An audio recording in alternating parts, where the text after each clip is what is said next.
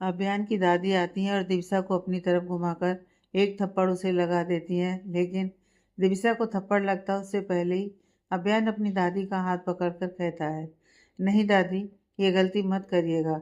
बीवी है ये मेरी, और मैं किसी को इजाज़त नहीं देता कि कोई मेरी बीवी को उंगली भी लगाए। नहीं तो मुझसे बुरा कोई नहीं होगा। दादी हैरानी से अभियान को देखती हैं और कहती हैं, पता नहीं कहाँ से आई है हमारे घर में, हमारी लाइफ में। घर में कलेश करवा दिया है इसने। कैसा खून है इसका। तभी सिर्फ कहता है, बस दादी, मेरी बहन के बारे में आप ना ही बोलें तो ही सही रहेगा। मैं अभी तक चुप हूँ क्योंकि उसका पति है उसके बोलने के लिए, लेकिन इसका ये मतलब नहीं कि मैं अपनी बहन के बारे में बुरा सुन लूँगा। मैं ये सुनकर दिविसा और बेदू दोनों इमोशनल हो जाती हैं, क्योंकि इतना सबके बाद भी शिव से बहन बोलने में हिचक नहीं रहा था। वही बान्या और वेदू दोनों ने ही अब दिविसा को संभाल रखा था। तभी पिया कहती है, ये कोई आपकी सगी बहन नहीं है भाई, जो आप उसके लिए दादी से ऐसे बात कर रहे हैं। तो शिव कहता है, बहन है ये मेरी सगी बहन, मेरी तिरसा है ये, और इसके लिए मैं एक भी शब्द गलत नहीं सुन सकता। आई बात समझ में सबको। ये सुनकर शीतल जी इमोशनल हो जाती हैं कि दिविसा उनकी तिरसा है। ये सुनकर वहाँ सभी लोग शौक रह जाते हैं। पिया हकलाते हुए कहती है, क्या कहा आपने, ये तिरसा है? शिव अपनी आंखों में आंसू लिए कहता है, हाँ ये मेरी तिरसा है। और क्या कहा तुमने, मेरी तिरसा ने तुम्हारे भाइयों को फंसाया है? तो सुनो सच, तुम्हारा भाई अभियान ये है वो इंसान जो मेरी बहन के पीछे पड़ा था। मेरी तिरसा इसके पास नहीं आई थी कि मुझे प्यार करो। हाँ लेकिन क्योंकि अब मेरी तिरसा भी उससे प्यार करती है तो मुझे प्रॉब्लम नहीं है, क्योंकि मेरा दोस्त भी उससे बहुत ज़्यादा प्यार करता है। और अपने इस भाई वो जीत की तरफ इशारा करके कहता है, इसकी साइड ले रही हो ना तुम, तो इस घटिया इंसान का भी सच सुन लो। इसका ही क्यों, अपने चाचा चाची का भी सच सुन लो। इन लोगों ने दिविसा को अपने जाल में फंसाया है, ना कि दिविसा ने। ये गए थे जीत का रिश्ता लेकर दिविसा के घर, और इन्होंने शादी के दूसरे दिन दिविसा को धोखा दे दिया और भाग गए, क्योंकि इन्हें दिविसा की वो जमीन मिल गई थी जो उसके पति को मिलनी थी। तुम्हें पता है इसे क्या कहते हैं? रेप कहते हैं। शादी का झांसा देकर किसी लड़की का फायदा उठाना भी रेप ही हुआ। दिविसा की क्या गलती थी? उसके लिए तो जीत उसका पति था ना। लेकिन नहीं, जीत को तो पता था कि वो दूसरे दिन दिविसा को धोखा देकर भागने वाला है। फिर क्यों उसने दिविसा की जिंदगी बर्बाद की? अब है तुम्हारे पास कोई जवाब प्रिया रायजादा, या बस हो गया? भाई ये सब सच सुनकर घर में सभी की आंखों से आंसू निकलने लगते हैं। तभी एक बार फिर से जीत को कोई कॉलर से पकड़कर पीछे घुमाता और मारना शुरू कर देता है। वहीं सामने वाले इंसान को देखकर सभी की आंखें बड़ी हो जाती हैं, क्योंकि सामने माधव कुमार थे, शिव के डैड। तभी मीना जी उनके सामने आकर कहती हैं, माधव भाई साहब, क्या कर रहे हैं? छोड़िए मेरे बच्चे को, मर जाएगा ये। माधव जी गुस्से से मीना जी को घूरते हैं और कहते हैं, दूर हट जाओ, नहीं तो मेरा हाथ तुम्हारे ऊपर भी उठ जाएगा, जो मैं नहीं चाहता मैं किसी औरत पर हाथ उठाऊं। ये सुनकर और माधव जी की लाल आंखों को देखकर मीना डर से पीछे हो जाती है। फिर अपने पति के पास जाकर धीरे से कहती है, खड़े क्यों हो, बचाओ मेरे बेटे को। तुम्हारे कहने पर ही उसने शादी की थी ना, और अभी तुम यहाँ खड़े हो। तो जीत के पिता मोहन जी कहते हैं, दिमाग खराब है तुम्हारा? अपना सुहाग खोना चाहती हो क्या? देख रही हो कैसे मार रहे हैं सब। अगर मैं बीच में गया तो यही मेरी समाधि बन जाएगी। वहीं अब जीत की हालत बिल्कुल खराब हो गई थी। तभी राजी आकर माधव का हाथ पकड़कर उन्हें रोक रहे होते हैं कि माधव जी गुस्से से राज जी को देखते हैं। तो राज जी कहते हैं, बस करो माधव, मर जाएगा ये। तो माधव जी हंसते हैं और कहते हैं, मतलब अपने खून के लिए बुरा लग रहा है तुम्हें? अरे मरता है तो मर जाए, लेकिन आज मैं इसे नहीं छोड़ूंगा। इसने मेरी बेटी के साथ जो किया, अब इसे जीने का कोई हक नहीं है। ये सुनकर राज जी दिविसा की तरफ देखते हैं, तो दिविसा उनकी आंखों का इशारा समझकर उनके पास आकर कहती है, पापा। भाई माधव जी जैसे ही दिविसा के मुंह से पापा सुनते हैं, उनकी आंखें एकदम शांत हो जाती हैं और उनकी आंखों में एक अलग ही नमी छा जाती है। फिर दिविसा हिम्मत करके कहती है, पापा प्लीज इसे छोड़ दीजिए, इसे मारकर आप अपने हाथ गंदे मत करिए। कितने सालों बाद मुझे मेरा परिवार वापस मिला है, और अब मैं नहीं चाहती कि कोई मुझसे दूर हो। प्लीज उसे छोड़ दीजिए। ये सुनते ही माधव जी जीत का कॉलर छोड़ देते हैं और वो धम से नीचे गिर जाता है। फिर माधव जी दिविसा को अपनी बाहों में भर लेते हैं। उनकी छोटी सी 2 साल की तृषा कितनी बड़ी हो गई है, उन्होंने तो इसका बचपन देखा ही नहीं। उनकी आंखों से आंसू बहना शुरू हो जाते हैं। वही पहली बार एक पिता का स्पर्श महसूस करके दिविसा की आंखों में भी आंसू आ जाते हैं और वो भी फूट फूट कर रोने लगती है। उधर सिब्बी यह नज़ारा देख कर रो रहा था और बेदू से संभाले हुई थी। तभी वहाँ पुलिस पहुंच जाती है। पुलिस को देख सब ये सोचने लगते हैं कि इन्हें किसने बुलाया। राज जी फिर कहते हैं, आइए इंस्पेक्टर साहब, इन सबको यहाँ से ले जाइए। वो जीत और अपने भाई भाभी की तरफ इशारा करके कहते हैं। ये सुनते ही मोहन जी और मीना जी की आंखें बड़ी हो जाती हैं। तभी दादी कहती हैं, राज ये क्या कर रही हो तुम? भाई है वो तुम्हारा और ये भतीजा है, तुम उसके साथ ऐसा कैसे कर सकते हो? तो राज जी कहते हैं, एक लड़की की मान सम्मान से बढ़कर कुछ नहीं है माँ, और एक औरत होकर आप ऐसा कैसे बोल सकती हैं? जिससे दादी जी चुप हो जाती हैं, लेकिन उनकी आंखों में दिविसा के लिए बेशुमार गुस्सा था इस वक्त। इधर पुलिस सभी को ले जाती है, लेकिन क्योंकि राधा उस वक्त उन लोगों के साथ शादी में नहीं थी, इसलिए वो बच गई थी। थोड़ी देर बाद सभी हॉल में बैठे थे। शीतल जी दिविसा का हाथ पकड़कर बैठी हुई थी। नील के माता पिता अपने घर चले गए थे। तभी पिया दिविसा के पास आकर कहती है, दीदी माफ कर दो मुझे, मुझसे बहुत बड़ी गलती हो गई। पता नहीं उस समय जब मैंने तुम्हें जीत के साथ देखा तो मुझे लगा तुम मेरे भाई को धोखा दे रही हो, इसलिए ये सब मुझसे हो गया। तो दिविसा मुस्कुराकर कहती है, कोई बात नहीं पिया। तभी शीतल जी कहती हैं, मुझे तो विश्वास ही नहीं हो रहा कि तुम मेरी बहू हो। अब हम बहुत धूमधाम से तुम्हारी और अभियान की शादी करवाएंगे। ये सुनकर दिविसा और अभियान दोनों ही खुश हो जाते हैं। लेकिन तभी माधव जी कहते हैं, सॉरी भाभी, लेकिन ये शादी नहीं होगी और हम अब यहाँ नहीं रहेंगे। तभी राज जी कहते हैं, कैसी बात कर रहे हो माधव? दिविसा हमारी बहू है, वो कहाँ जाएगी और तुम लोग कहाँ जाओगे? तो माधव जी शिव को देखकर कहते हैं, सिर्फ तुम्हारी मॉम को लेकर आओ, हम अभी निकलेंगे यहाँ से और अभी तुम्हारे अपार्टमेंट में शिफ्ट होंगे। शिव अपने डैड को समझाना चाहता था, लेकिन फिर चुप हो जाता है और चुपचाप जाकर अपनी मॉम को गोद में उठाकर ले आता है। तो बिया जाकर माधव जी से कहती है, अंकल सॉरी, प्लीज ऐसा मत करिए, मेरी गलती की सज़ा मेरे भाई को मत दीजिए। वो दिविसा से बहुत प्यार करते हैं, उन्हें दिविसा से दूर मत कीजिए। लेकिन माधव जी किसी की बात नहीं सुनते हैं और दिविसा का हाथ पकड़कर उसे वहां से ले जाने लगते हैं। दिविसा और अभियान एक दूसरे को देख रहे थे, लेकिन दोनों में से कोई कुछ नहीं बोल रहे थे, क्योंकि शायद दोनों ही माधव जी की फीलिंग को समझ रहे थे। अगली सुबह बनारस, शर्मा निवास। सूरज जी बैठे अखबार पढ़ रहे थे। तभी रमन उनके पास आकर कहता है, बड़े पापा, दिविसा का पता चल गया है। रमन की बात सुनते ही सूरज जी की आंखें चमक जाती हैं और वो पूछते हैं, बताओ कहाँ है दिविसा? रमन कहता है, बड़े पापा, पता चला है कि दिविसा की वो दोस्त वेदिका राणा, उसकी शादी दिल्ली में हुई है। वहीं पर हमारे आदमियों ने दिविसा को देखा है, और तो वो लोग जीत और उसका परिवार भी वहीं है, उन्हें भी वहां देखा गया है। तो सूरज जी हैरानी से पूछते हैं, क्या वो साथ हैं? मतलब उन लोगों ने दिविसा को अपना लिया है? अभी रमन कुछ बोलता उससे पहले ही उसका फोन बजता है। वो तुरंत फोन उठा लेता है और कुछ देर बात करके फोन रख देता है। सूरज जी अपनी आईब्रो उठाकर पूछते हैं, किसका फोन था? रमन कहता है, बड़े पापा, हमारे उसी आदमी का जिसने हमें सारी इन्फॉर्मेशन दी है। सूरज जी फिर पूछते हैं, क्या कहा उसने? रमन थोड़ा परेशान होकर कहता है, जीत और उसके परिवार को पुलिस के हवाले कर दिया गया है और दिविसा वहाँ किसी फैमिली के साथ है। पता नहीं वो कौन है, लेकिन शायद दिविसा जिसके साथ है वो उसे अपनी बहन मानता है। तो सूरज जी हंसते हैं और कहते हैं, बहन मानता है? आज के ज़माने में कोई किसी को अपना नहीं होता। ज़रूर किसी को दिविसा की प्रॉपर्टी के बारे में पता चल गया होगा, इसलिए उसे फंसा रहा है। लेकिन अब हमें कुछ सॉलिड सोचना है।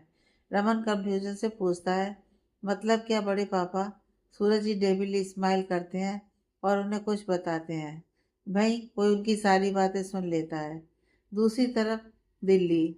अभियान अपने बेड पर लेटा हुआ था, लेकिन रात से उसकी आंखों में नींद नहीं थी, क्योंकि उसका सुकून, उसका प्यार, उसकी बीवी उसके साथ नहीं थी। उधर अपार्टमेंट में दिविसा की हालत भी ऐसी ही थी। उसे भी रोज अभियान की बाहों में सोने की आदत हो गई थी।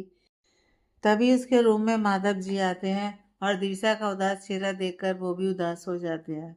लेकिन फिर मुस्कुराकर दिविसा के पास आते हैं और कहते हैं, बेटा तुम अभी तक सो रही हो।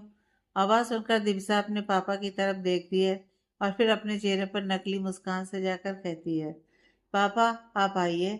माधव जी दिविसा के पास आते हैं और कहते हैं, बेटा फ्रेश हो जाओ, तुम्हारी माँ ने नाश्ता बनाया है, खास तुम्हारे लिए। उनकी बात सुनकर दिविसा मुस्कुराकर कहती है, ठीक है पापा हम अभी आते हैं। फिर वो उठकर बाथरूम चली जाती है और माधव जी उसके जाने के बाद बाथरूम के गेट को घूरते रहते हैं। फिर उठकर वहां से बाहर आ जाते हैं। ऐसे ही 4-5 दिन निकल जाते हैं। आज दिविसा बहुत खुश थी क्योंकि आज वो अभियान से मिलती। वही ये हाल अभियान का भी था। कुछ देर बाद दिविसा और बेदू दोनों ही कॉलेज पहुंचती हैं।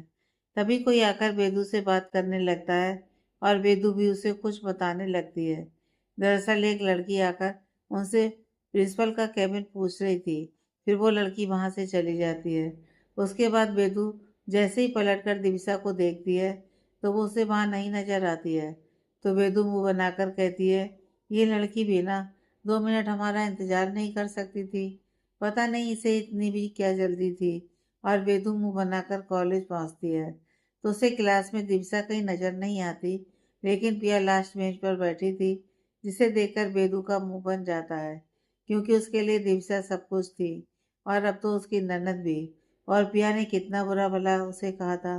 भले ही दिविसा ने पिया को माफ कर दिया था, लेकिन बेदू ने अभी तक उसे माफ नहीं किया था। पिया भी बेदू को देखती है तो मुस्कुरा देती है, लेकिन बेदू उसे इग्नोर करके दूसरी बेंच पर बैठ जाती है।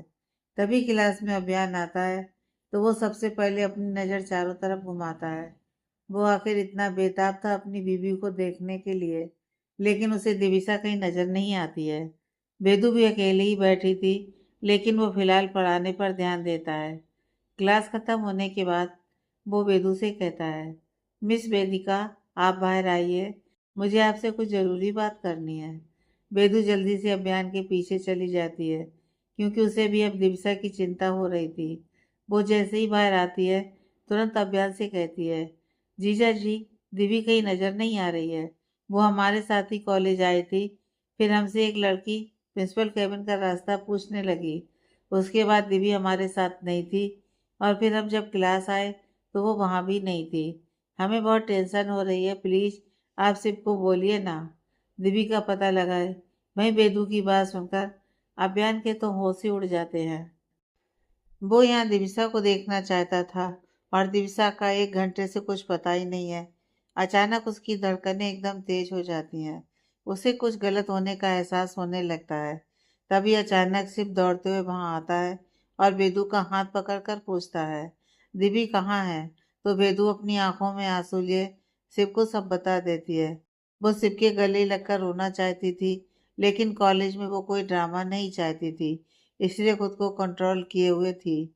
तभी अभियान कहता है, सिर्फ मेरे केबिन में चल, हम वहाँ चलकर बात करते हैं। तो सभी वहाँ चले जाते हैं। पिया जो साइड में छुपकर उनकी बात सुन रही थी, उसे भी बहुत टेंशन होने लगती है और वो भी अभियान के केबिन पहुँच जाती है। अभियान जैसे ही केबिन पहुँचता है वो शिव से पूछता है, शिव तुझे कैसे पता चला कि दिवी नहीं है?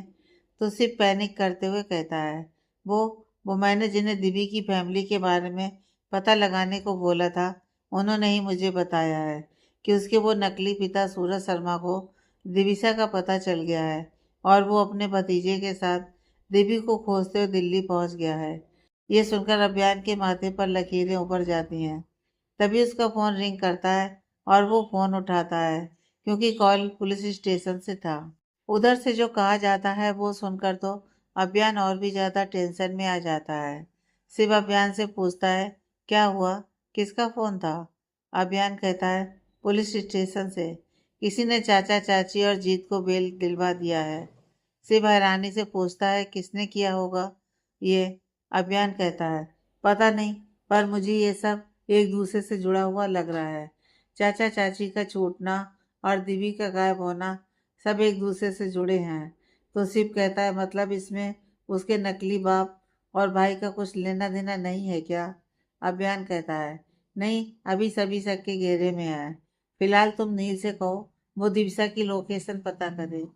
दूसरी तरफ एक पुरानी बंद फैक्ट्री में दिवसा एक कुर्सी पर बैठी थी और उसके हाथ पैर बंधे हुए थे। उस रूम में नाम मात्र की रोशनी थी और बगल में एक रूम था जहाँ 3 लोग थे। एक तो सूरज शर्मा, रमन शर्मा और मोहन रायजादा। मोहन रायजादा और सूरज शर्मा दोनों कुर्सी पर बैठे थे और रमन सूरज शर्मा के पीछे खड़ा था। सूरज शर्मा अपनी एक आईब्रो उचकाकर कहते हैं, बोलो मुझे क्यों कांटेक्ट किया तुमने? डर नहीं है क्या कि मेरी बेटी की जमीन लेकर उसे धोखा देकर भाग गए तुम और फिर मेरे सामने आ गए? मोहन रायजादा हंसने लगता है और फिर कहता है, तुम्हारी बेटी? सच में? या बस उसकी प्रॉपर्टी पाने के लिए बेटी बोल रहे हो? सूरज शर्मा गुस्से में कहते हैं, बकवास बंद करो अपनी। वो तो हमसे तुम लोगों के कारण नाराज है, इसलिए हमें उसे इस तरह से उठाना पड़ा ताकि हम उसे मनाकर वापस अपने घर ले जा पाए। मोहन रायजादा उसकी बात पर अपनी आंखें रोल करता है और कहता है, ड्रामा बंद करो अपना और मुझे ये लड़की दे दो। इसे मारकर मैं अपना बदला लूंगा और तुम इसकी प्रॉपर्टी रख लो। मुझे उससे मतलब नहीं है। सूरज जी कहते हैं, तुम्हारी इतनी हिम्मत, हमारे सामने हमारी बेटी को मारने की बात कर रहे हो? तुम जानते हो हम तुम्हारे साथ क्या कर सकते हैं? तो मोहन रायजादा कहते हैं, अपनी बेटी क्या लगा रखा है? तुम भी जानते हो ये तुम्हारी बेटी नहीं है और ये जिसकी बेटी है मुझे उससे बदला लेना है, इसलिए मुझे इसे दे दो। ये सुनते ही सूरज जी और रमन दोनों की आंखें हैरानी से बड़ी हो जाती हैं। उसके बाद मोहन रायजादा उसे सारी बातें बता देते हैं।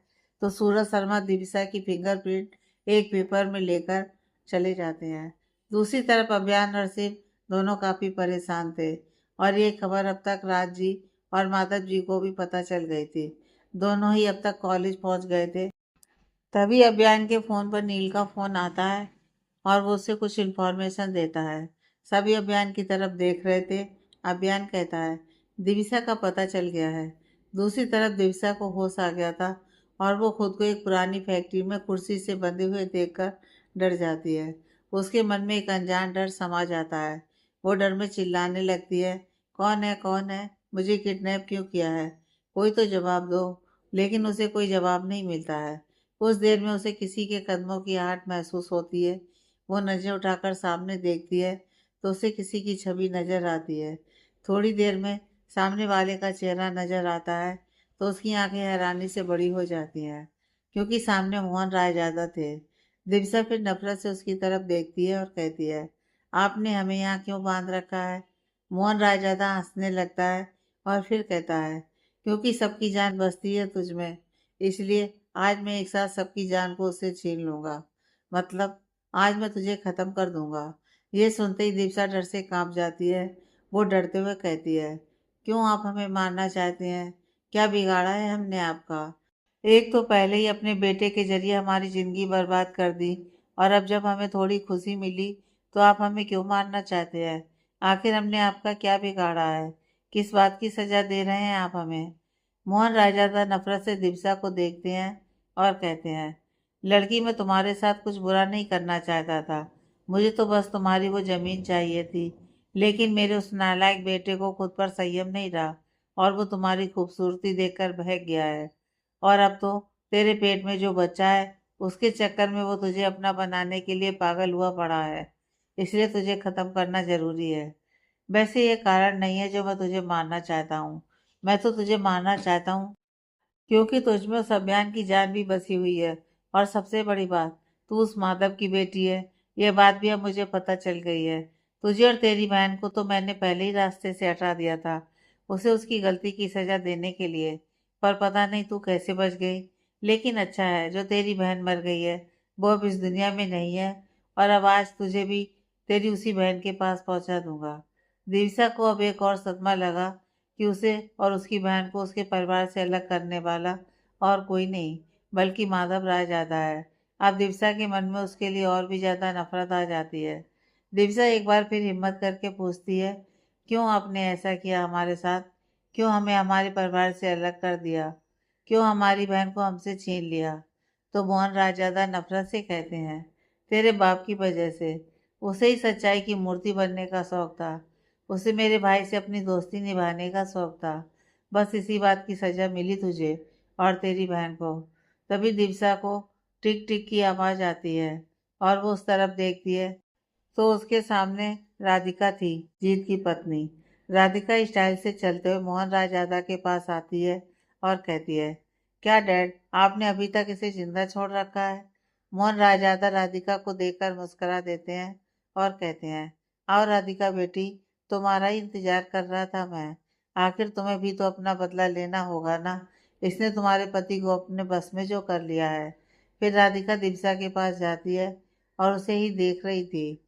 राधिका दीक्षा के चेहरे पर उंगली फेरकर बहुत धीमी आवाज में कहती है, इसी चेहरे से तूने मेरे पति को अपने जाल में फंसाया था ना। चलो वो भी कोई बात नहीं, पर इसी चेहरे पर अभियान तुझ पर मरता है ना। तूने बहुत बड़ी गलती की मेरे और मेरे अभियान के बीच में आकर।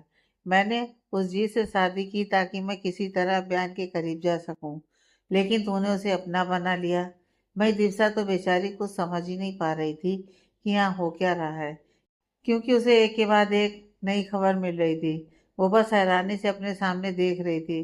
फिर राधिका कहती है, इसलिए सबसे पहले मैं तुम्हारे इस खूबसूरत चेहरे को खराब करूंगी, जिसके दम पर तुमने मेरे अभियान को और मेरे पति को फंसाया है।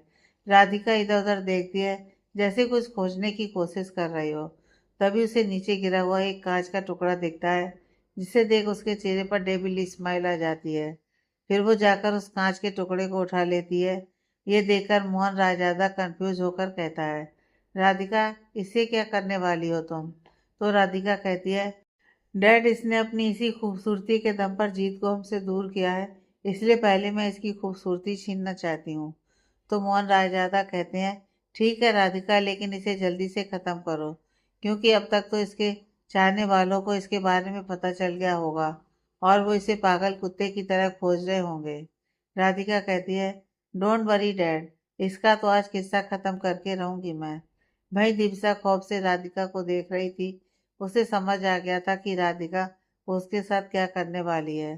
तभी मोहन रायजादा का फ़ोन रिंग करता है।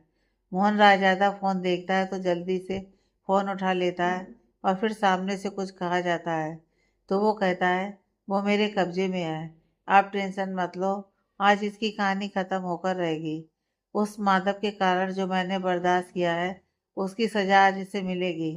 तो सामने से फिर कुछ कहा जाता है तो मोहन रायजादा कहते हैं, ओके, जैसे आप बोलें, इसे अभी ख़त्म कर देते हैं। आपने इतना कुछ किया है, आज उसका फल आपको मिलेगा। और फिर वो फ़ोन रख देता है। वहीं दिविसा जो सब कुछ सुन रही थी, वो अपने मन में कहती है, इसका मतलब ये किसी और के ऑर्डर पर ये सब कर रहे हैं। पर कौन हो सकता है वो? किसे मेरे पापा और रायजादा खान से इतनी नफरत है? फ़ोन रखने के बाद मोहन रायजादा कहते हैं, इसे ख़त्म करना पड़ेगा। वो लोग कभी भी यहाँ पहुँच सकते हैं, उन्हें यहाँ की खबर लग चुकी है। यह सुनकर राधिका अपने दांत पीस लेती है, क्योंकि वो तो दिवसा को तड़पा तड़पा कर मारना चाहती थी। उसके बाद मोहन रायजादा अपनी गन निकालते हैं और दिवसा के माथे के बीच लगा देते हैं।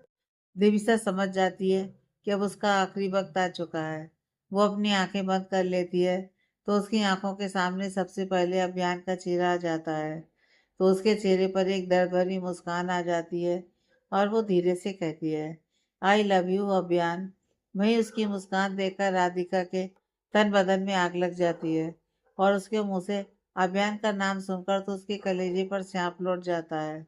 वो मोहन रायजादा के हाथ से गन छीन लेती है और कहती है, डैड, इसे मैं अपने हाथों से मारूंगी। और वो दिवसा के पेट में बंदूक लगाकर कहती है, पहले तो मैं इस पाप को खत्म करूंगी। और वो ट्रिगर पर उंगली रखती है। दिविसा अपने मन में कहती है, सॉरी बच्चा, आपकी मम्मी आपको नहीं बचा पा रही हैं, पर मम्मी आपसे बहुत प्यार करती हैं और पापा वो भी आपसे बहुत प्यार करते हैं। भले ही आप अपने पापा से मिल नहीं पाए हो, लेकिन फिर भी वो आपसे बहुत प्यार करते हैं। राधिका ट्रिगर पर उंगली का दबाव बनाने ही वाली थी कि उसके हाथ में एक उड़ती हुई खाली शराब की बोतल लगती है और उसके हाथ से बंदूक छूटकर कुछ दूरी पर गिर जाती है और कांच की बोतल होने से उसके हाथ में चोट लग जाती है, जिससे खून आने लगता है। वो डर से अपना हाथ पकड़ लेती है और मोहन जी भी डर से उस तरफ देखने लगते हैं जिस तरफ से वो बोतल उड़ती हुई आई थी। वही दिवसा को भी जब कांच टूटने की आवाज आती है तो वो भी अपनी आंखें खोलती है, तो सामने राधिका को अपना खून से सना हाथ पकड़े देख उसकी आंखें हैरानी से बड़ी हो जाती हैं और एक उम्मीद जग जाती है। तो मोहन रायजादा गुस्से में कहते हैं, कौन है, किसकी हिम्मत हुई यहाँ आने की? और अपने आदमी को कहते हैं, बेवकूफ, सब कहाँ मर गए तुम लोग, किधर है सब? तभी उनके कान में एक आवाज जाती है, इतना क्यों चीख रहे हो अंकल, यही हूं मैं। इतनी क्या जल्दी है मर्डर करने की? थोड़ा मुझे भी चांस दीजिए अपनी हाथ सफाई करने का। सभी उस आवाज की तरफ देखते हैं तो सामने से एक लड़की जीन्स और टी शर्ट पहने आ रही थी। अचानक दिवसा के मुंह से निकलता है, बान्या। बान्या अपने कंधे तक के बालों को झटक कर कहती है, बिल्कुल। वैसे दिवसा, ये क्या हाल कर रखी है इन लोगों ने तेरी? इन्हें इतना नहीं पता कि घर की बहू को कैसे रखते हैं। बड़े बदतमीज है तुम्हारे ससुराल वाले। ये बोलकर वो अपना मुंह बना लेती है।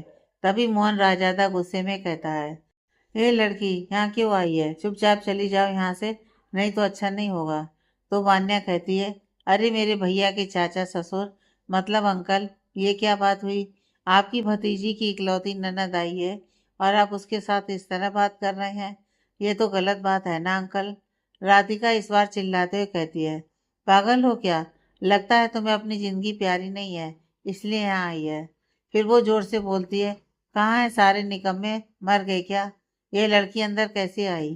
तभी जितने गुंडे, मवाली जैसे आदमी जो भी थे, जो पता नहीं अभी तक कहाँ बिजी थे, इधर उधर से वहां पहुंच जाते हैं।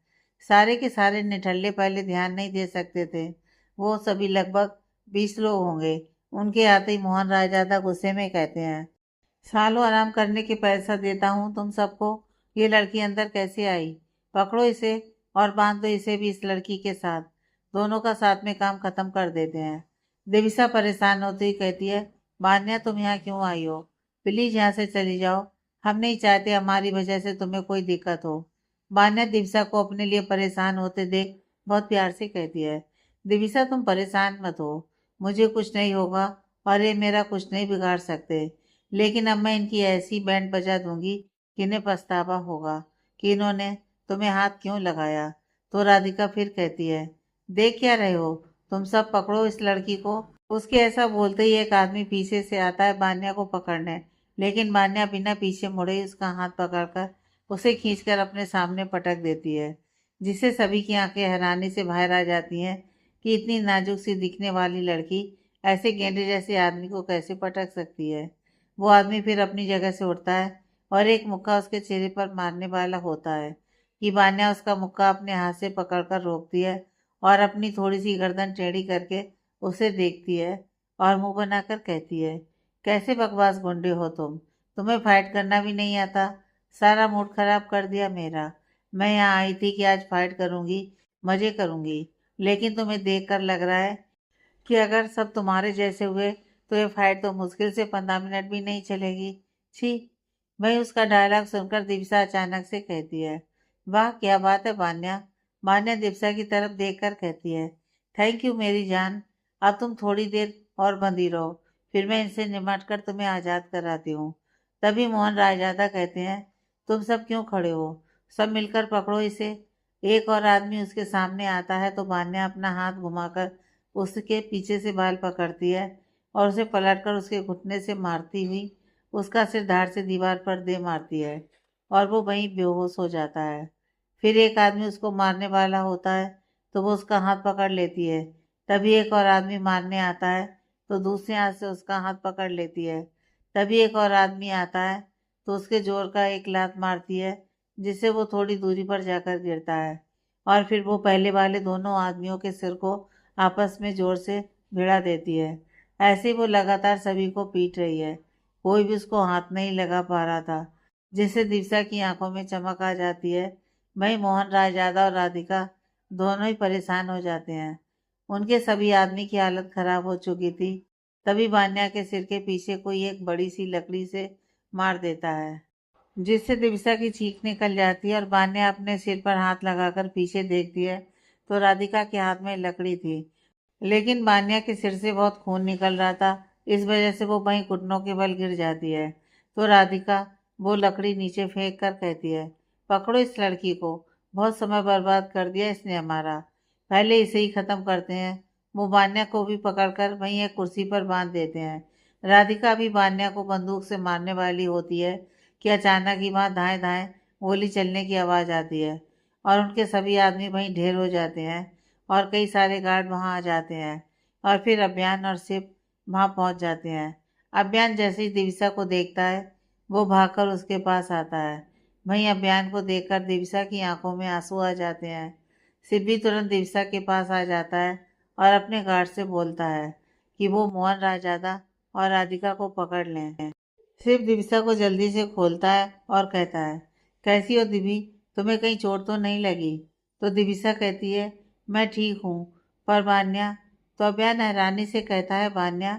दिविसा कहती है, हाँ वो देखिए पीछे, वो मुझे बचाने आई थी लेकिन राधिका ने उसके सिर पर मार दिया। उसे बहुत खून आ रहा है, जल्दी हॉस्पिटल लेकर जाना होगा उसे।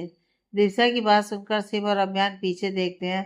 उन्होंने अभी तक बान्या पर ध्यान ही नहीं दिया था, जिसका कपड़ा उसके खून से भीग गया था और वो बेहोश पड़ी थी। बान्या को ऐसे देखते ही शिव की धड़कनें बढ़ जाती हैं। वो भागकर बान्या के पास जाता है और बान्या के गाल को थपथपाकर कहता है, बान्या, बान्या उठो, आंखें खोलकर देखो। शिव की आंखों में आंसू आ जाते हैं तो अभियान उसके कंधे पर हाथ रखकर कहता है, शिव संभाल खुद को। तो शिव कहता है, अभियान ये आंखें नहीं खोल रही है, देखना इसे क्या हुआ है। तभी वह भागता हुआ आदि पहुंच जाता है। बान्या की हालत देखते ही आदि भागता हुआ उसके पास आया और उसने एकदम से उसे गले लगा लिया। वह घबराए हुए बोला, बान्या आंखें खोलो, क्या हुआ है तुम्हें? देखो ऐसा मजाक मत करो। सॉरी मैं देर से आया, लेकिन तुम तो खुद का ख्याल रख सकती थी ना। फिर ये सब कैसे हो गया? अभियान आदि को वहां देखकर हैरान होता है। वो कहता है, भाई मुझे बान्या ने ही फोन किया था, पर इसे क्या हो गया है? तो सिर्फ नफरत से कहता है, ये सब तुम्हारे चाचा की वजह से हुआ है।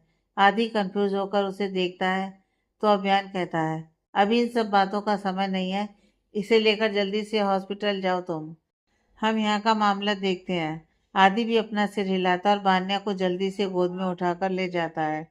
उसके साथ एक बॉडीगार्ड भी चला जाता है। आदि के जाते ही अभियान गुस्से से अपने चाचा की तरफ देखता है और कहता है, चाचा जी क्यों किया आपने ऐसा? आखिर आपको दिव्य से क्या दिक्कत है? तो मोहन रायजादा कहते हैं, मुझे इससे नहीं, इसके बाप से दिक्कत है। पहले जो हुआ इसके साथ वो मेरा प्लान नहीं था पूरी तरह से, लेकिन जब मुझे पता चला कि ये माधव की बेटी है तो अब जो मैंने किया है वो इसलिए क्योंकि ये माधव की बेटी है। वहीं मोहन रायजादा की बात सुनकर अभियान और शिव दोनों ही हैरान हो जाते हैं। शिव कहता है, आपको मेरे डैड से क्या प्रॉब्लम है? तो मोहन रायजादा नफरत से कहते हैं, उसकी वजह से मैं इतने सालों तक अपने परिवार से दूर रहा। ये पूरी प्रॉपर्टी मेरी होनी चाहिए थी, लेकिन इसका मालिक ये अभियान बनकर बैठा है। तो शिव कहता है, आपका आपके परिवार से दूर रहने में मेरे डैड की क्या गलती है? तो मोहन रायजादा चीखते हुए कहते हैं, क्योंकि उस पर दोस्ती का भूत सवार था। अरे मेरे अपने कुछ बिजनेस थे, हाँ, मैं रायजादा इंडस्ट्री के अंदर ही कुछ इलीगल काम करता था, जो तुम्हारे बाप को कहीं से पता चल गया और वो मुझे धमकियां देने आ गया कि मैं ये सब नहीं करूं, नहीं तो वो ये सब मेरे बाप को बता देगा। मैंने उसे मेरे साथ हाथ मिलाने का ऑफर किया, लेकिन उसने ये कहा कि वो अपने दोस्त को धोखा नहीं दे सकता और फिर उसने सब कुछ मेरे बड़े भाई यानी अभियान के बाप को सब कुछ बता दिया और उसने मेरे बाप को, वो ज़्यादा सगा बनता था मेरे बाप का। अरे वो मेरे बाप का औलाद है तो मैं भी उन्हीं का औलाद था, लेकिन मेरे बाप ने मुझे मेरा हिस्सा देकर उस कंपनी से और घर से निकाल दिया, इसलिए नफरत है मुझे सिर्फ तेरे बाप से। अभियान कहता है, आप पागल हो गए हैं चाचा जी, गलती आपकी थी इसलिए दादाजी ने आपको सजा दिया था, लेकिन सुधारने की जगह और गलत काम करने लगे, आप मर्डर भी करने लगे। कितना गिर चुके हैं आप मोहन रायजादा।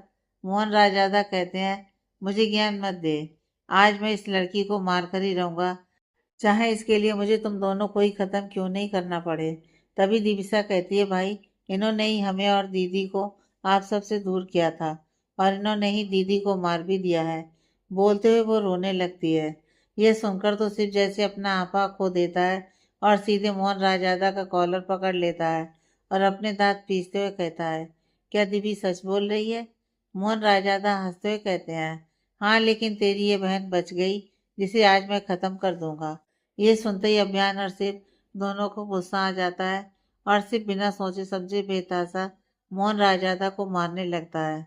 अभियान को भी बहुत गुस्सा आ रहा था, लेकिन वो बस अपने संस्कारों के कारण हाथ बांधकर खड़ा था, क्योंकि वो उसके चाचा थे। तभी उसकी नजर राधिका पर पड़ती है, जो डर से कांप रही थी। तो अभियान अपने आदमियों से कहता है, इसकी खातिरदारी भी अच्छे से करना, इसने मेरी बीवी को नुकसान पहुंचाने की कोशिश की है। तो राधिका कहती है, नहीं अभियान, तुम मेरे साथ ऐसा नहीं कर सकते। ये सब मैंने तुम्हारे लिए किया है, प्यार करती हूँ मैं तुमसे। अभियान घिन से राधिका को देखता है और कहता है, इसे दूर करो मेरी नजरों से, मैं इसकी शक्ल भी नहीं देखना चाहता। राधिका चिल्लाती रह जाती है और अभियान के बॉडीगार्ड उसे वहां से ले जाते हैं। इधर शिव ने मोहन रायजादा की हालत खराब कर दी थी। तो मोहन रायजादा हंसते हुए कहता है, तुम कुछ नहीं कर सकते, क्योंकि तुम्हारे अंदर भी तो उसी माधव का खून है। बस मार ही सकते हो थोड़ा बहुत, लेकिन देखना इसका बदला मैं कैसे लूंगा। तेरी इस बहन को मैं मार कर रहूंगा। तुम सबकी जान बचती है ना इसमें। ये सुनते ही शिव का जैसे दिमागी काम करना बंद कर देता है। उसकी बहन जो उसे 16 साल बाद वापस मिली है, कोई उसके बारे में ऐसा बोल रहा है। वो वहीं सामने खड़े एक आदमी से बंदूक छीनता है और सीधे मोहन रायजादा पर निशाना साध देता है। ये देखते ही अभियान और दीक्षा दोनों की आंखें हैरानी से बड़ी हो जाती हैं। अभियान एकदम से कहता है, शिव ये क्या कर रहा है, तुम इसे नहीं मार सकते, हम इन्हें पुलिस के हवाले कर देंगे। तो शिव कहता है, नहीं अभियान, अब मैं अपनी बहन के ऊपर कोई खतरा नहीं चाहता। यह आदमी पागल हो चुका है, यह कुछ भी कर सकता है, आज इसे मैं नहीं छोड़ने वाला। तभी अचानक दिविसा को कुछ याद आता है और वो कहती है, भाई इनके साथ कोई और भी मिला हुआ है, किसी ने इन्हें फोन किया था हमें जल्दी मारने के लिए। उसके बाद इन्होंने तुरंत उसकी बात मान ली थी। ये सुनते ही अभियान और शिव की बहुएं सिकुड़ जाती हैं और अभियान कहता है, क्या कोई और भी इनके साथ मिला हुआ है, कौन है वो? तो दिविसा कहती है, हमें नहीं पता। तो शिव मोहन रायजादा के माथे पर बंदूक लगाकर कहता है, बता कौन है तेरे साथ, तो शायद मैं तुझे ज्यादा बुरी तरीके से मौत नहीं दूं। उसके ऐसा कहते ही मोहन रायजादा, जो खून से लथपथ नीचे पड़ा था, वो अपने मुंह से खून थूकता है और हंसते हुए कहता है, यह तो तुम्हें नहीं पता चलने वाला। और फिर वो दिविसा को देखता है और कहता है, इसका मरना तो तय है। यह देखकर अभियान दिविसा को अपने पीछे कर लेता है। तभी अचानक से गोली चलने की आवाज आती है और शिव के हाथों से बंदूक छूट जाती है, क्योंकि गोली उसके हाथ पर ही चली थी और वो दर्द से करा देता है। वहीं अभियान और दिविसा की चीख निकल जाती है। हॉस्पिटल में बान्या भी ऑपरेशन थिएटर में थी। आधी बार बेचैनी से चहलकदमी कर रहा था, उसकी आंखों में आंसू थे। तभी वहां पूरा रायजादा परिवार और नील के माता पिता पहुंच जाते हैं। वहां अभी तक शिव के परिवार वाले यानी उसके माता पिता नहीं पहुंचे थे। आदि के हाथ में एक चैन था, जिसमें एक लॉकेट लगा था, और वो उसको ही देख रहा था। ये बान्या का था, जो एक नर्स ने उसे दिया था। तभी एक नर्स बाहर आती है, जिसे देखकर नील के पिता आकर कहते हैं, सिस्टर मेरी बच्ची कैसी है, वो ठीक तो है ना? तो सिस्टर कहती हैं, देखिए उनके सिर पर बहुत गहरा चोट लगा है और उनका काफी खून बह गया है, हमें खून चढ़ाना होगा। तो आदि कहता है, तो करिए ना, आप लोग क्या सोच रहे हैं? तो नर्स कहती है, देखिए उनका ब्लड ओ है और हमारे ब्लड बैंक में यह ब्लड नहीं है। अगर आप सब में से किसी का ब्लड ओ है तो प्लीज ब्लड जमा करवा दीजिए। तो सभी परेशान हो जाते हैं। तभी राजी कहते हैं, माधव का ब्लड ओ है। तो आदि कहता है, मैंने उन्हें फोन किया था, लेकिन पता नहीं वो अभी तक क्यों नहीं आए हैं। आदि तुरंत माधव जी को फोन लगाता है और वो भी एक ही बार में कॉल उठा लेते हैं। हेलो, आदि कहता है, अंकल आप कहाँ हैं, अभी तक आए नहीं? अंकल बान्या को ओ ब्लड चाहिए और डैड बता रहे हैं कि आपका ब्लड ओ ही है। माधव जी कहते हैं, मैं 2 मिनट में आता हूँ। थोड़ी देर में माधव जी ब्लड दे चुके थे, बान्या को ब्लड चढ़ रहा था। दूसरी तरफ सभी उस आवाज की तरफ देखते हैं तो वहाँ अभियान की दादी थी। सभी की आंखें हैरानी से बड़ी हो जाती हैं। अभियान हैरानी से कहता है, दादी आप यहाँ आपको ये जगह के बारे में कैसे पता चला? दादी आपको यहाँ नहीं आना चाहिए था, यहाँ बहुत खतरा है। तो दादी अभियान के नजदीक आकर कहती हैं, अभियान मेरे बच्चे क्या है ये सब? फिर वो मोहन रायजादा की तरफ देखती हैं तो उनकी आंखें गुस्से से लाल हो जाती हैं और कहती हैं, अभियान, तेरे चाचा की ऐसी हालत किसने की है? मोहन, क्या हुआ तुझे? अपनी दादी की बात सुनकर अभियान को कुछ समझ में नहीं आ रहा था कि वो क्या बोले। वहीं उसके दिमाग से ये बात भी निकल गई थी कि अभी अभी सिप पर किसी ने गोली चलाई है। वहीं शिव और दिवसा दोनों ही थोड़े अजीब तरीके से दादी को देख रहे थे। तभी दिवसा शिव के पास जाकर अपने दुपट्टे को उसके हाथ पर बांध देती है और कहती है, भाई, आपके हाथ से तो बहुत ज्यादा खून आ रहा है। तब अभियान का भी ध्यान शिव पर जाता है और दादी का भी ध्यान जाता है। तो दादी कहती हैं, अभियान, क्या है ये सब? पहले मोहन इतना घायल है और शिव के हाथ में भी घाव है। तो अभियान कहता है, दादी, चाचा जी ने दिवसा का किडनैप किया था और ये दिवसा को मारना चाहते थे, इसलिए शिव ने इन्हें मारा और इनके ही किसी आदमी ने शायद ये गोली चलाई है। ये सुनते ही दादी कहती हैं, ये क्या बोल रहे हो अभियान? मोहन ऐसा क्यों करेगा? तो अभियान कहता है कि ये सच है दादी, और बचपन में भी इसे इसके परिवार से अलग चाचा जी ने ही किया था। दादी गुस्से में मोहन रायजादा की तरफ देखती है और कहती है, ये क्या बोल रहा है अभियान? क्या सच में ये सब तुमने किया है? मोहन रायजादा कहता है, नहीं माँ, मैं नहीं जानता ये सब क्या बोल रहा है। पता नहीं ये लोग मुझे यहाँ ले आए और मेरी ऐसी हालत कर दी। दादी कहती हैं, मेरा अभियान कभी झूठ नहीं बोलता। क्यों किया तुमने ऐसा? फिर वो अभियान को देखकर कहती हैं, अभियान, इसे पुलिस के हवाले कर दो। अभियान अपना सिर हिलाता है और पीछे मुड़कर अपने आदमी से कुछ बात करने लगता है। सिप भी कुछ बात करने लगता है कि तभी अचानक से उसे दिवसा की चीख सुनाई देती है। दोनों दिवसा की तरफ पलटकर देखते हैं तो वो बहुत ज्यादा हैरान रह जाते हैं, क्योंकि दादी ने दिवसा को पकड़ रखा था और उसके माथे पर बंदूक लगा था। अभियान कहता है, दादी, ये क्या है? दादी नफरत से कहती हैं, दिख नहीं रहा है क्या? तुम सबकी इतनी हिम्मत कि तुम लोगों ने मेरे बेटे को इतनी चोट पहुंचाई, इसी लड़की के लिए ना? इसलिए आज इसकी कहानी खत्म करूंगी, और साथ साथ तुम दोनों की भी। अभियान हैरान था, लेकिन सिर्फ उतना नहीं, क्योंकि शायद उसे कुछ कुछ समझ आ गया था। अभियान कहता है, दादी, ये। तो दादी जोर जोर से हंसने लगती हैं। फिर कहती हैं, तुम सब अंदर आ जाओ। उनके ऐसा कहते ही कई सारे लोग अंदर आ जाते हैं जिनके हाथ में बंदूक थी। वो फिर कहती हैं, छीन लो इसके आदमियों के हाथ से हथियार। और ऐसा ही होता है, लेकिन अभियान अभी भी हैरान था। तभी एक बार फिर से दिवसा की चीख निकल जाती है, क्योंकि दादी ने उसके हाथ को जोर से मरोड़ दिया था। तो अभियान होश में आता है। वो कहता है, दादी, ये सब क्यों? तो दादी कहती है, बताऊंगी, पहले मुझे इस सिप की खातिरदारी तो करने दे। इसने जो मेरे बेटे की हालत की है। और वो अपने आदमियों से कहती हैं, मारो इसे और इसकी भी हालत मेरे बेटे की तरह कर दो। अभियान गुस्से में कहता है, दादी, ये क्या बोल रही हैं आप? दादी नफरत से कहती हैं, चुप, एकदम चुप। अगर अब एक भी शब्द कहा तो इस लड़की की खोपड़ी अभी उड़ा दूंगी। जिससे अभियान और शिव दोनों शांत हो जाते हैं। शिव को दो आदमी बुरी तरह से पीट रहे थे। दिविसा चिल्ला रही थी, प्लीज मेरे भाई को छोड़ दो, भले ही मुझे मार दो, प्लीज मेरे भाई को छोड़ दो। दादी अचानक हाथों से रुकने का इशारा करती हैं और वो शिव को मारना छोड़ देते हैं। शिव की हालत भी काफी खराब हो गई थी। मोहन रायजादा वही कुर्सी पर बैठे थे। दादी फिर कहती हैं, अब सुकून मिला मुझे इसे ऐसी हालत में देखकर। अभियान बेचारगी से कहता है, दादी, आप ऐसा क्यों कर रही हैं? तो दादी कहती हैं, सत्ता, मेरे बेटे, सत्ता।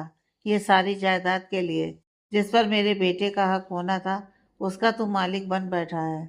अभियान हैरानी से अपनी दादी की तरफ देखता है। उसकी दादी ये क्या बोल रही हैं? दादी अभियान का चेहरा देखकर कहती हैं, बेटा, ज्यादा हैरान होने की जरूरत नहीं है। फिर वो नफरत से कहती हैं, क्या कुछ नहीं किया था मैंने इस प्रॉपर्टी के लिए? फिर भी मेरे बेटे का कुछ नहीं हुआ, सब तेरे बाप को मिल गया, उसे मालिक बना दिया गया। अभियान हकलाते हुए कहता है, दादी, ये क्या बोल रही हैं आप? डैड भी तो आपके बेटे हैं ना? हॉस्पिटल। बान्या को नॉर्मल रूम में शिफ्ट कर दिया गया था, लेकिन उसे अभी तक होश नहीं आया था। वहीं उस रूम के बाहर अभी तक सब वैसे ही उसके होश में आने का इंतजार कर रहे थे। तभी माधव जी वहां से जाने लगते हैं। तो राज जी कहते हैं, माधव, बच्ची को होश में आने देते हैं, उसके बाद जाते तो अच्छा रहता। माधव जी कहते हैं, मैं यहीं हूँ, हॉस्पिटल में ही, पर अभी मुझे जाना होगा। मान्या की खबर सुनकर राधा बेहोश हो गई है, उसे भी अभी तक होश नहीं आया है। यह सुनकर राजी परेशान होकर कहते हैं, कैसी हैं भाभी? अभी तूने मुझे बताया क्यों नहीं? माधव जी कहते हैं, क्योंकि मैंने जरूरी नहीं समझा। मैं यह सुनकर कि बान्या के लिए राधा जी बेहोश हो गई हैं, यह सुनकर नील की माँ को कुछ अजीब लगता है। तभी आदि माधव जी के पास आकर कहता है, सॉरी अंकल, मैंने आपको ऐसे वक्त पर यहाँ बुलाया। माधव जी मुस्कुराकर कहते हैं, कोई बात नहीं बेटा, उसके लिए ही तो मेरी राधा ऐसी हो गई। अगर वो ठीक हो जाएगी तो शायद मेरी राधा भी ठीक हो जाएगी। तभी उनका ध्यान आदि के हाथ में पकड़े उस चैन और लॉकेट पर जाता है। अचानक से वो आदि का हाथ पकड़कर अपने सामने कर लेते हैं और कहते हैं, आदि, ये चैन कहाँ से मिला तुम्हें?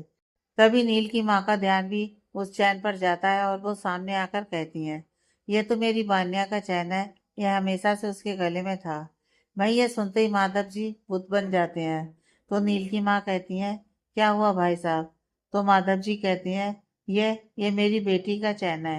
ऐसा ही दो चैन मैंने बनवाया था अपनी दोनों बेटियों के लिए।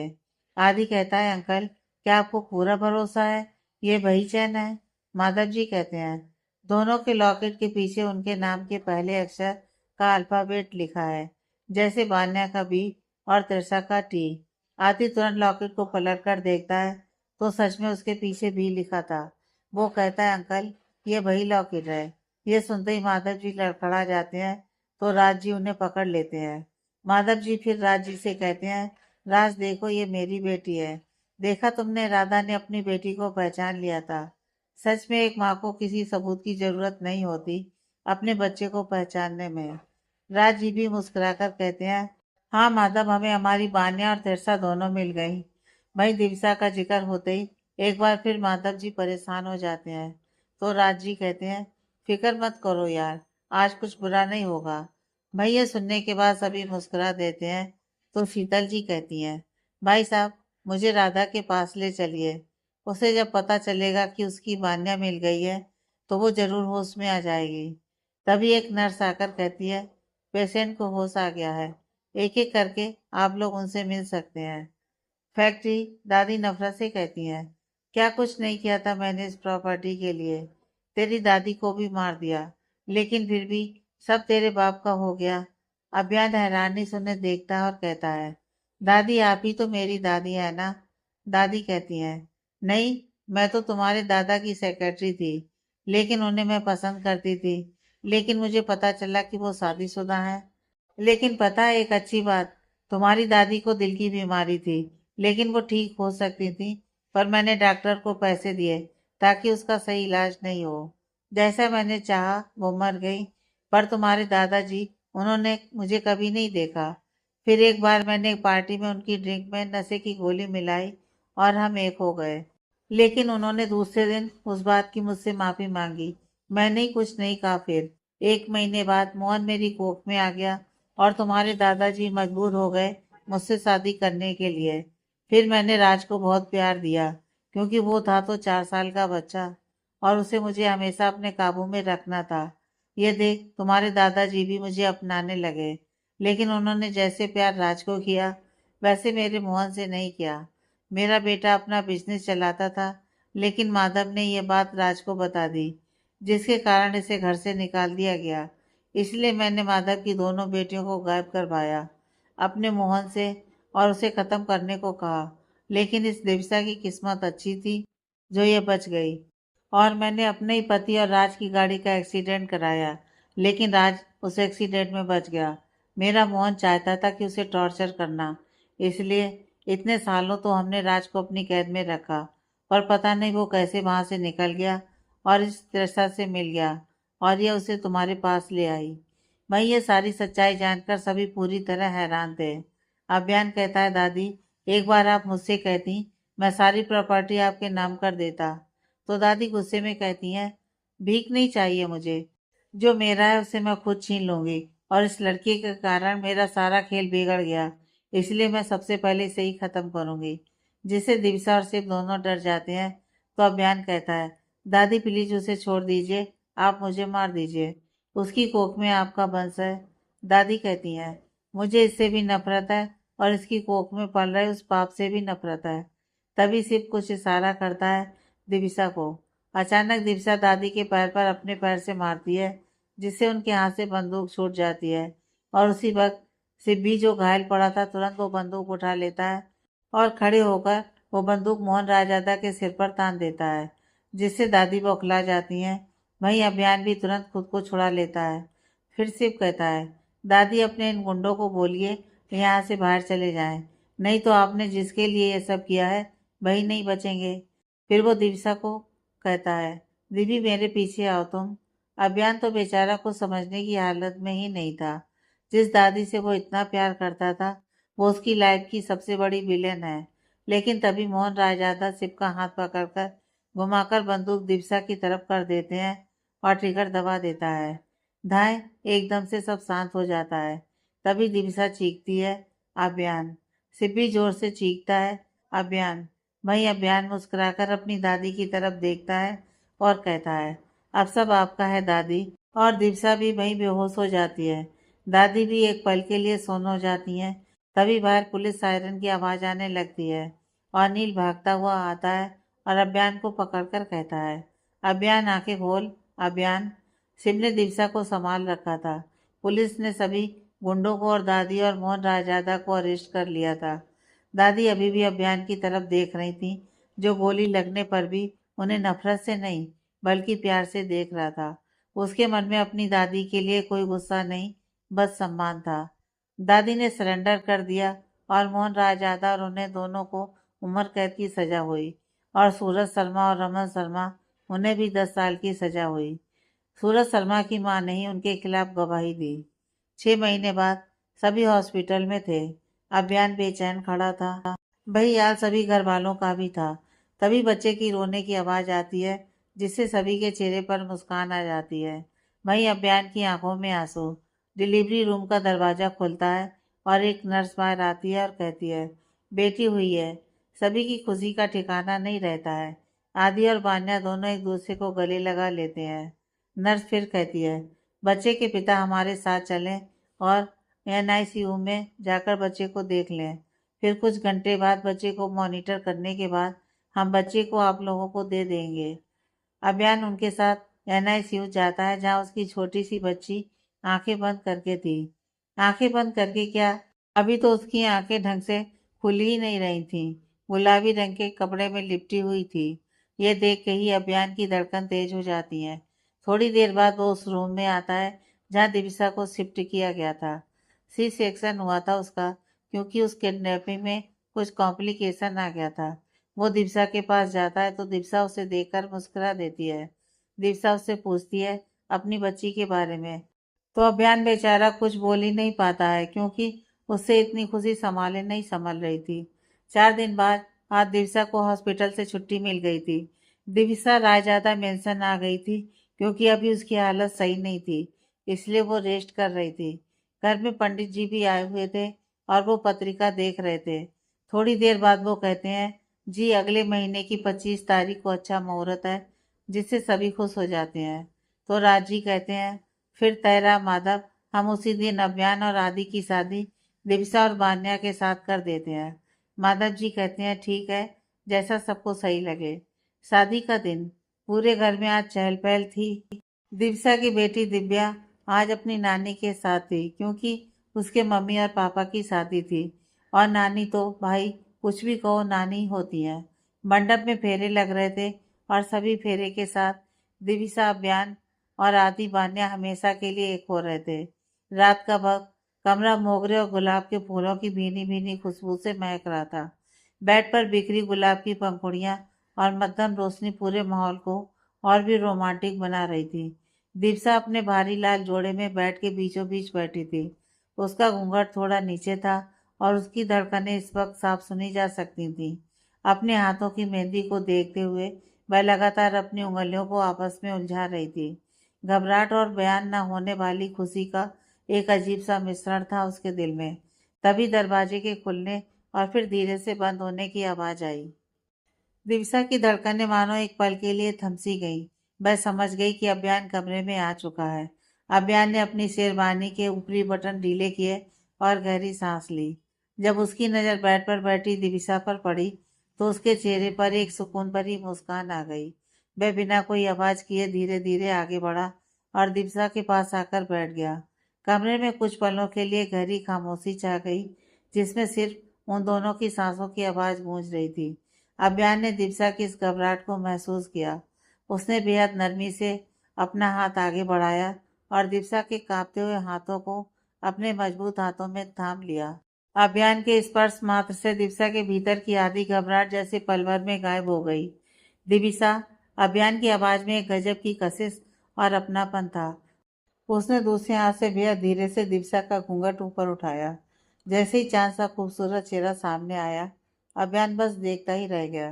दिवसा की झुकी हुई पलकें, उसकी लाल हो चुके गाल और होठों पर थिरकती एक शर्मीली मुस्कान उसकी खूबसूरती में चार चांद लगा रही थी। तुम बहुत खूबसूरत लग रही हो, अभियान ने उसकी आंखों में झांकते हुए कहा। दिवसा ने धीरे से अपनी नजरें उठाई और अभियान की आंखों में खुद के लिए बेइंतहा प्यार और सम्मान देखा। उसकी सारी झिझक जैसे हवा हो गई। थैंक यू, दिवसा ने बेहद धीमी आवाज में कहा। अभियान ने मुस्कुराते हुए दिवसा के माथे पर अपने होंठ रख दिए। वह एक पवित्र और गहरा चुंबन था, जिसमें सुरक्षा का वादा था और जिंदगी भर साथ निभाने का संकल्प। दिवसा ने धीरे से अपनी आंखें बंद कर ली और खुद को पूरी तरह से अभियान के सुपुर्द कर दिया। अभियान ने उसे धीरे से अपनी बाहों के घेरे में ले लिया और दिवसा ने भी अपना सिर उसके सीने पर टिका दिया। बाहर की दुनिया से दूर अपनी इस छोटी सी खूबसूरत दुनिया में दोनों ने एक नए और हसीन कल की ओर अपने कदम बढ़ा दिए।